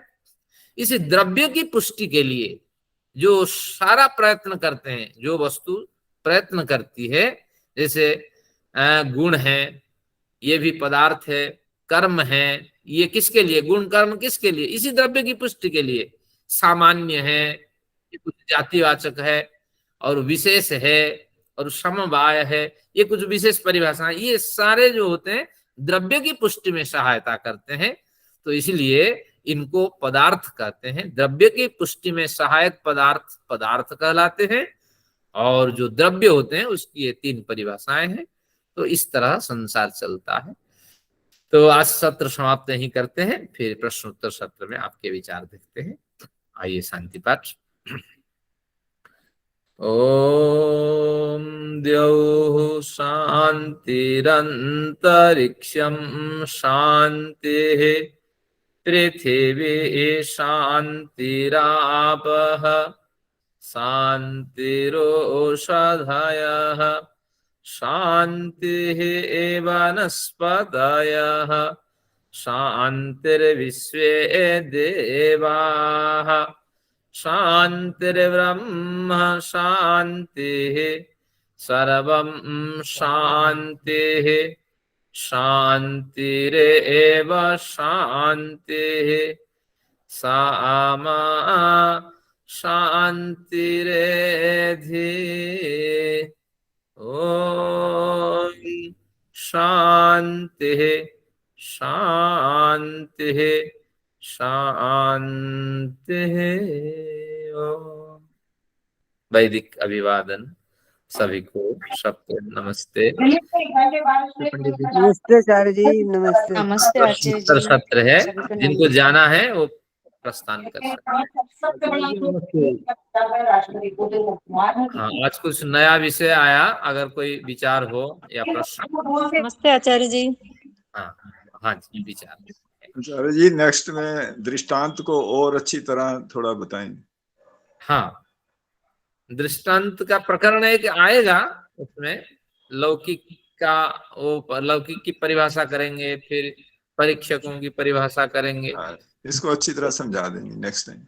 हाँ, उस समय प्रासंगिक रहेगा। ठीक है, धन्यवाद। चलिए, और कोई बढ़िया विचार हो। आचार्य जी नमस्कार जी। हाँ, नमस्ते जी। हाँ आचार्य जी, जैसे आपने सुख और दुख का कहा था, तो आपने कहा था सुख को कम करना है। धर्मा, हाँ, शायद आपकी आवाज नहीं आ रही है, मेरी आवाज अगर आ रही है तो आप समझें।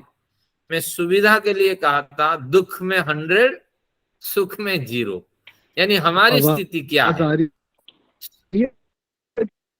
तो इसमें हाँ, आपकी आवाज नहीं सुन पा रहा हूं, तो केवल आप अनुमान लगाएं, यही अर्थ है। हमारी स्थिति क्या है, दुख में 100 यानी 100% दुख से हम घिरे हुए हैं, और सुख में 0, सुख की स्थिति हमारे पास 0 है। हम अपने लेवल को बढ़ाते जाएंगे, 0 को 100 में बदलेंगे और 100 को 0 में बदलेंगे। तो ये भावना लेके चलना है, मैं एक मनुष्य हूं, मेरे पास दुख 100% में है, सुख 0 है, तो इसलिए मुझे इनमें इंक्रीजमेंट करनी है। तो ये आपकी परिभाषा है। मनुष्य जो 100% सुख उसके जेब में है, 100% दुख उसके जेब में है उसकी, और सुख कितने हैं, 0% के सुख है। तो बस जितना जो बटोर पाए, यही इसका अभिप्राय। चलिए, और कोई आचार्य जी नमस्ते। हाँ, नमस्ते जी, होता साहब जी। ये जो ग्रंथ पढ़ा रहे हैं वो द्वारकादास जी का पढ़ा रहे हैं ना? मतलब ये कि आचार्य जी,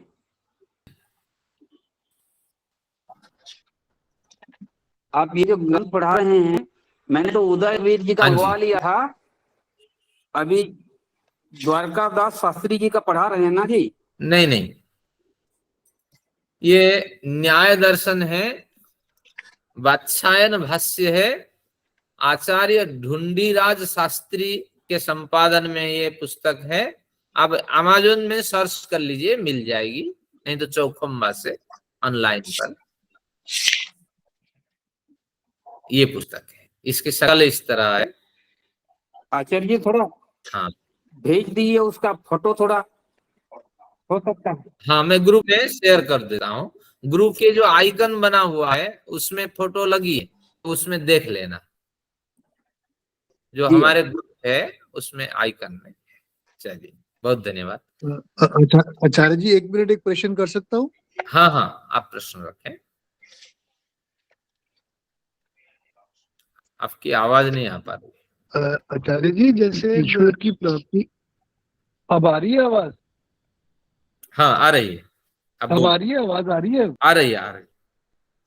मैं क्या, हाँ आचार्य जी, जो साधक को जो पात्र बनने की प्रयास करता है, तो श्रेष्ठ पात्रता क्या होती है डिवाइन पॉइंट ऑफ व्यू से?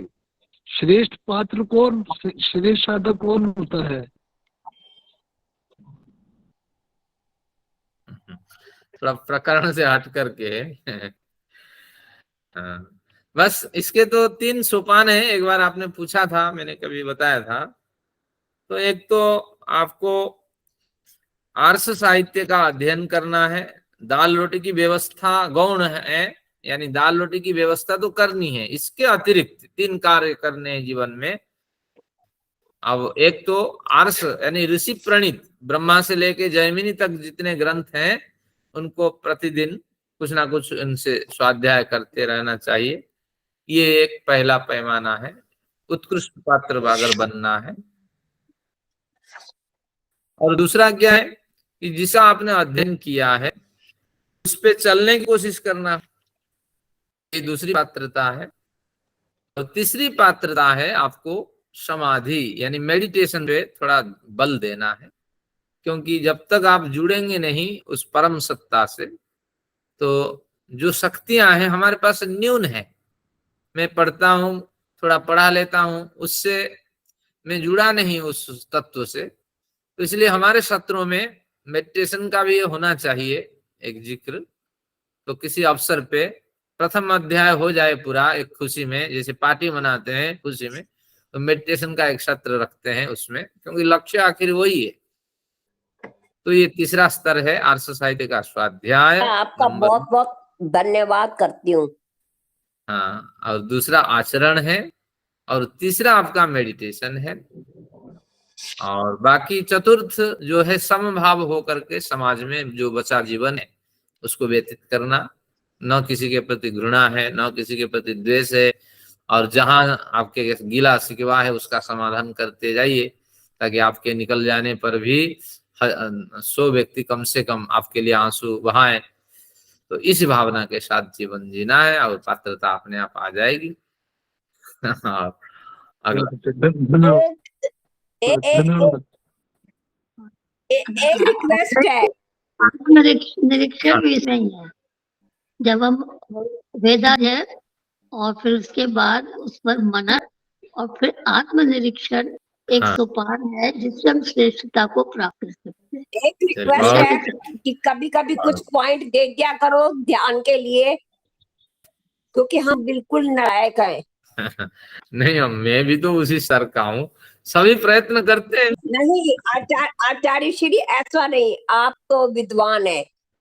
विद्वान तो सामान्य स्तर का होता है, वही तो साधक है। नहीं फिर मैं उसमें फिर मैं आपको आत्म पुरुष कहूंगी। ये आपका स्नेह है। चलिए, यही स्तर है, 4 स्तर आपको ध्यान रखना है। अभी संतोष मैडम जी ने क्लियर कर दिया है। मुझे तो जरूर इसमें सम्मिलित कर लेना, चाहे मैं किसी भी स्टेज पे हूँ, बैठी हूँ, बुला लेना मुझे जरूर। मित्रों को भी प्रेरित करिए, क्योंकि शुरू होती है ऋषि प्रणीत ग्रंथों के अध्ययन से जीवन यात्रा। फिर आगे आप आचरण कितना करते हैं, और फिर आप अखबार फाड़ने दे, वो अपने हाथ नहीं छेड़ रही, कुछ भी छेड़ने को नहीं मिलेगा, फिर हाथ पे आ जाएगी। दूसरा बिछा लेंगे भैया। चलिए, सत्र समाप्त करते हैं, समय हो गया है। और कुछ प्रश्न रखना हो, 1 मिनट है हमारे पास। शांति कर दी, 1 मिनट में शांति कर दी। डॉक्टर साहब कुछ कहना चाह रही है। हाँ। ओम सर्वेभ्यो नमः।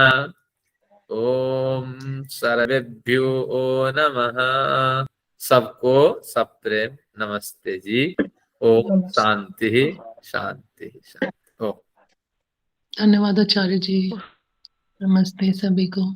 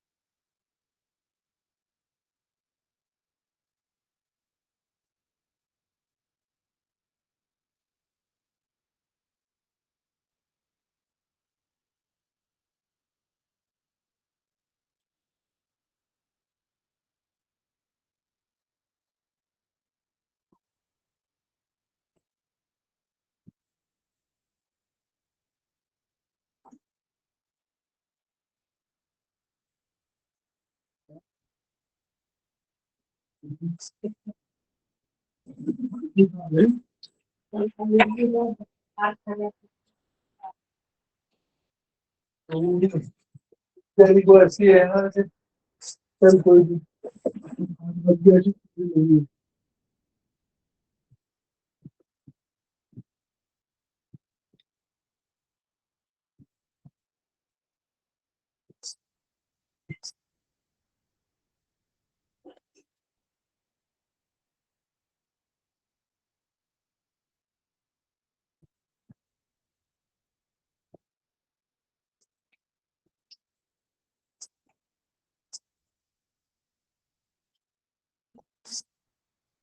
अच्छा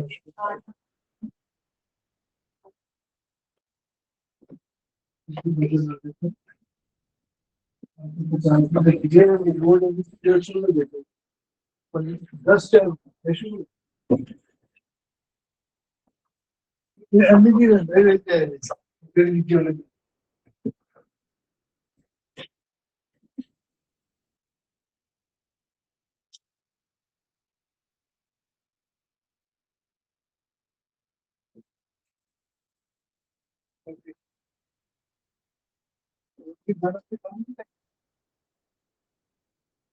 खाना खा लिया, खाना है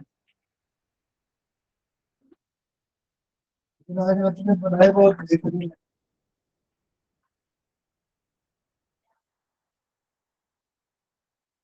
भाजी वाजी भी सब आपकी आता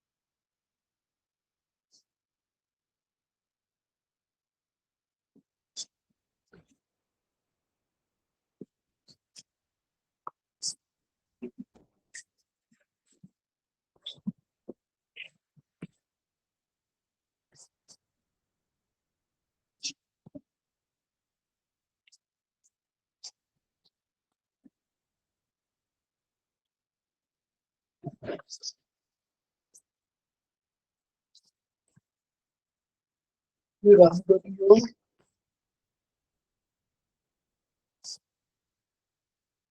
बोलना पड़ेगा, क्या बोला, पहले डाल देता हूँ, मैं डाल देता हूँ फिर मैं भूल जाऊंगा।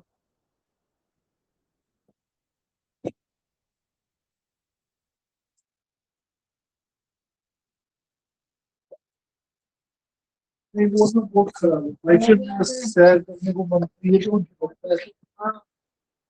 लेकिन बंदा वो बाहर चले जाऊंगा ना तो बुरा बुरा बुरा लगेगा।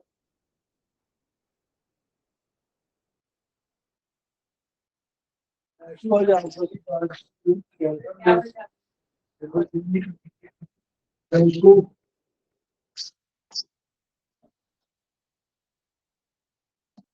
बदल के रहा आज मैं ऑफिस में बैठा जो पीछे पड़ी है ना,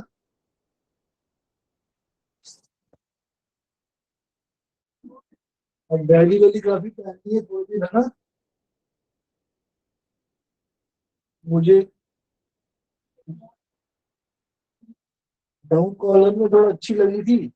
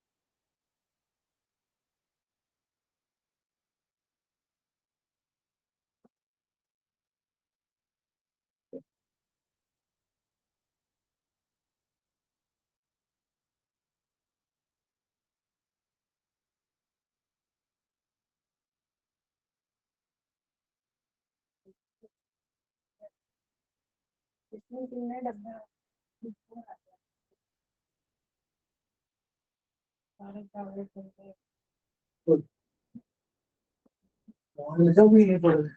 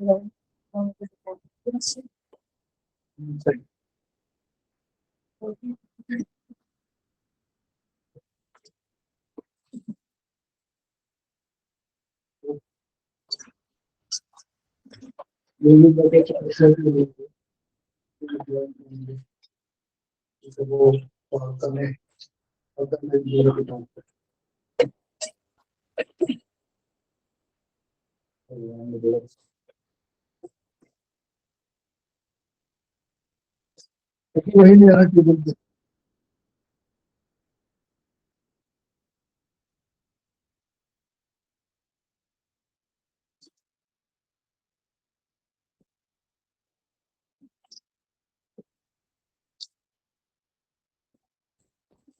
ये बड़ा अच्छा, वो किसका पड़ा है?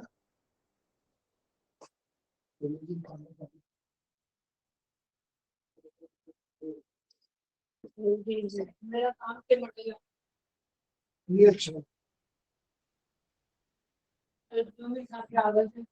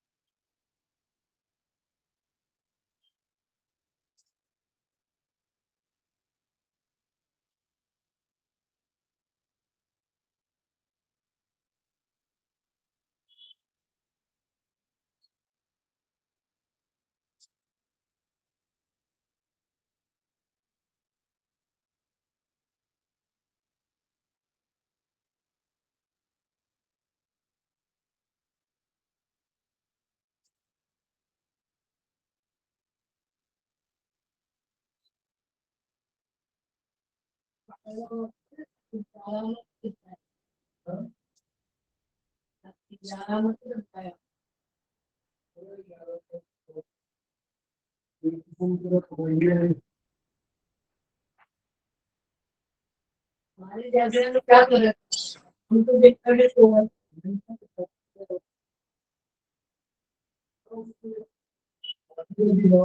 जरूरत हो गया होता है कि ऐसी जो है वो देखना शुरू कर दिया ऐसी तरह जाने की वजह से देने की वजह से मंगल का काम भी करने लगा। उनको कैसे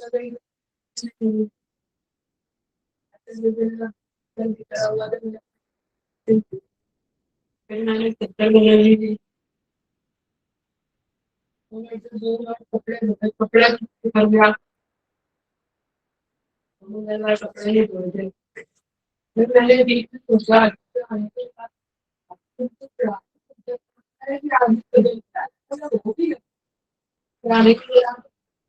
जैसी पॉसिबल नहीं है 2 महीने में भी इस पे सरफ को रुकना रहता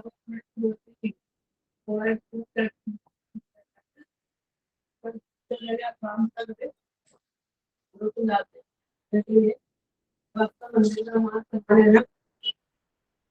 मंदिर के पास अभी मेरी जल्दी मेरी चली है पढ़ते होते हैं चले निकलते हो गया जी उसको पे हम कर देंगे तो ये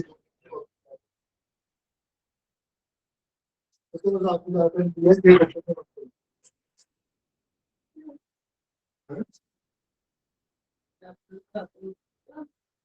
फिर रोज के लिए पूरी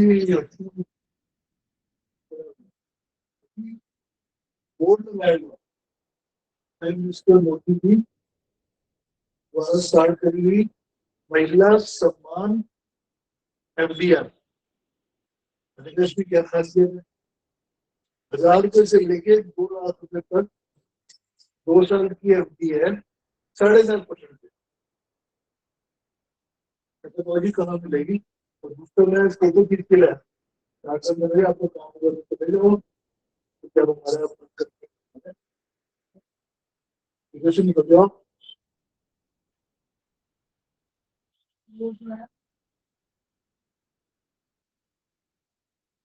सबसे सवाल क्वेश्चन मार्चू महिला सम्मान और एक साल के बाद 40% पैसा निकाल सकते हो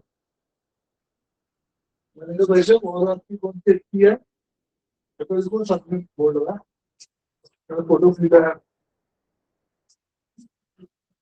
मैंने कहा अच्छी को मेरी मान तो लिया है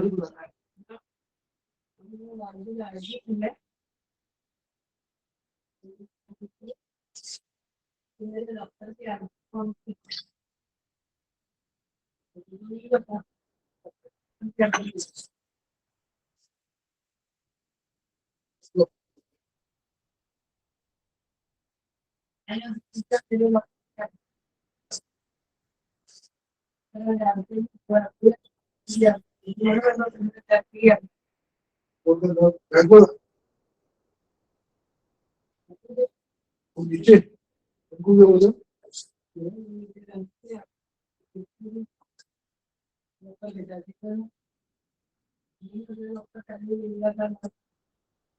मम्मी के बाद और हमने अपने नाम लिया ताकि हमारा नाम था।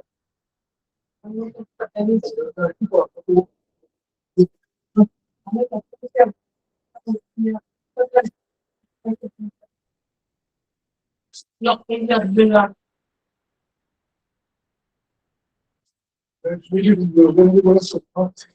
तो मुझे नीचे वाले जो 15,000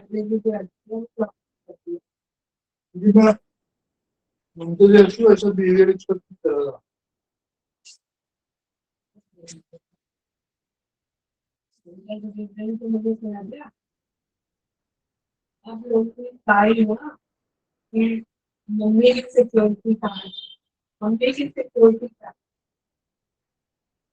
और ना तेरी वाली सारा कैसे दूसरे का नाम होता मूवी में हो गया ना तो कभी ना हमें अपने मानसिक के था मम्मी को कैसे रखते तेरा लो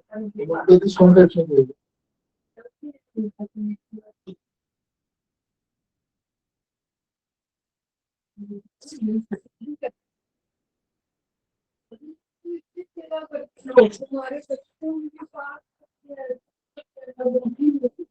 बेटा मैं तो सब कुछ आगे दे रही हूँ समझो देना देना तो बदल जाता है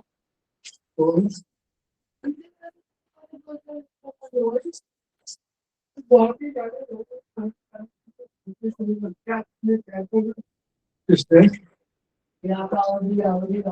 लोगों को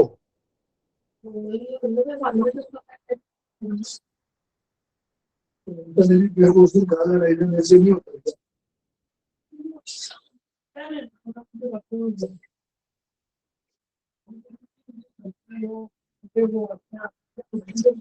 मामा तो बोली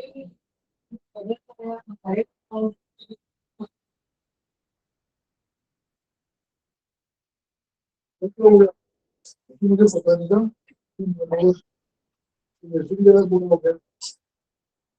मैंने कहा ऊपर अरे ऊपर चढ़ेगी नहीं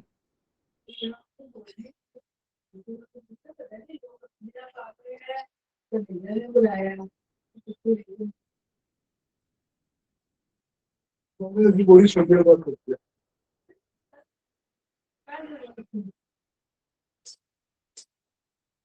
तेरे को तो ज्यादा कर रहा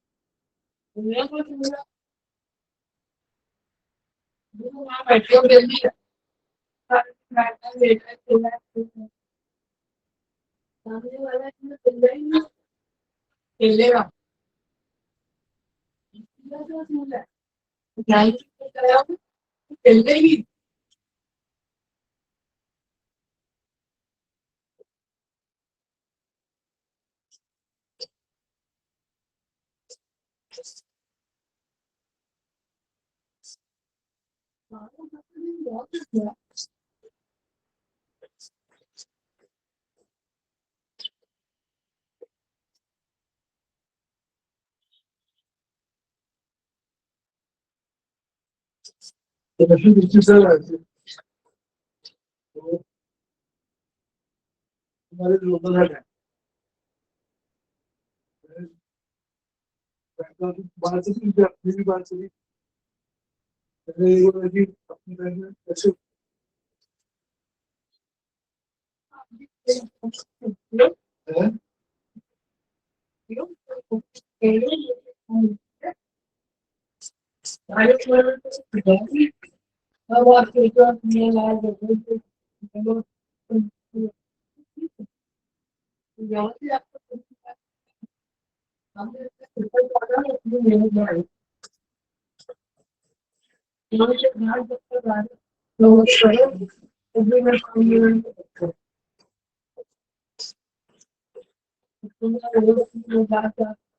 अच्छा बनाया और अपना एक पे धंधा करते यदि काम से चीज ना मिले तो आपको कोई ऐसा खत्म नहीं होगा।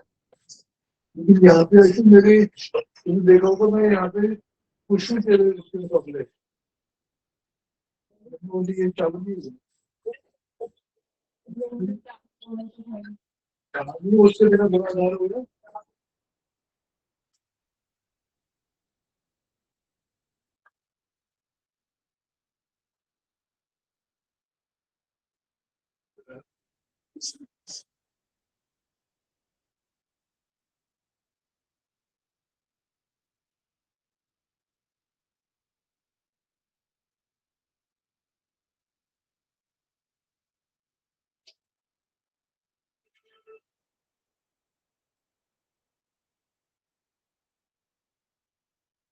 और इसको आप सिस्टमेटिकली बात करते हैं।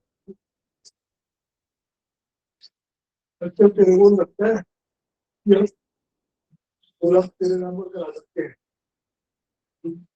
16 मैक्सिमम है।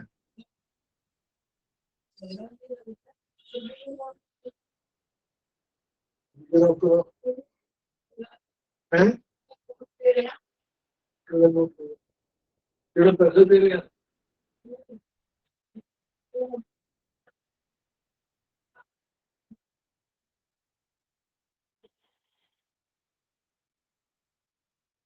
अभी 10 लोगों को पता